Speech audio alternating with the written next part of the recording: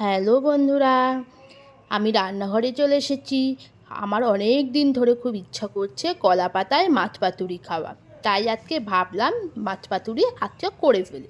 মাছটাকে আমি ধুয়ে ছোট ছোট টুকরো করে নিয়েছি, আর তার সঙ্গে আমি সব উপকরণগুলো রেডি করে নিয়েছি। এদিকে দেখো, নিয়ে নিয়েছি আলু পাতলা পাতলা করে কেটে কুচিয়ে নিয়েছি, তার সাথে পেঁয়াজ কুচি, ধনেপাতা আর পাকা লঙ্কা আর শুকনো লঙ্কা, আর দিচ্ছি 3-4 টুকরো টমেটো।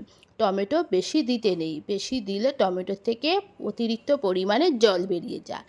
আর দেখো, আমি কলাপাতা বেশ 5-6টা কলাপাতা ধুয়ে জল ঝরিয়ে নিচ্ছি।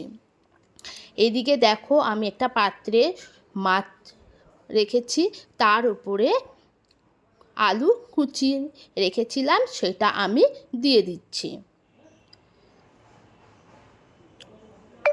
এরপর আমি দিয়ে দেব পেঁয়াজ কুচি। তোমরা যেরকম মাছ ব্যবহার করবে সেই অনুপাতে তোমরা আলু পেঁয়াজ দিতে পারো।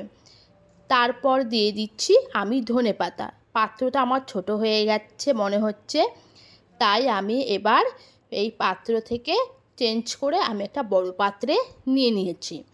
এরপর দিয়ে দেব পরিমাণ মতন লবণ। তোমরা তোমাদের স্বাদ অনুযায়ী লবণ অবশ্যই দেবে। আর দিয়ে দিচ্ছি পরিমাণ মতন হলুদ। এরপর দিয়ে দেব কাঁচা সর্ষের তেল। সর্ষের তেল অবশ্যই দিতে হবে, কারণ পাতুরির জন্য সর্ষের তেল সবচেয়ে বেশি খেতে ভালো হয়, সাদা তেলে খুব একটা ভালো হয় না। এরপর দিয়ে দিয়েছি কাঁচা লঙ্কা বাটা, মানে ওই লাল লঙ্কা শুকনো লঙ্কা দেখেছো না, সেই লঙ্কা বেটে আমি এই পাত্রে নিয়ে নিয়েছি। সবগুলোকে একসাথে ভালো করে হাত দিয়ে সুন্দর করে মেখে নিয়েছি। দেখতে পাচ্ছ মেখেছি এত সুন্দর করে, আলু পেঁয়াজ অর্ধেকের বেশি নরম হয়ে গেছে। আর এদিকে দেখো, আমি ওভেনে গ্যাস জ্বেলে নিয়েছি। কলা পাতাটাকে ভালো করে এপিট ওপিট করে আগুনে সেঁকে নেব।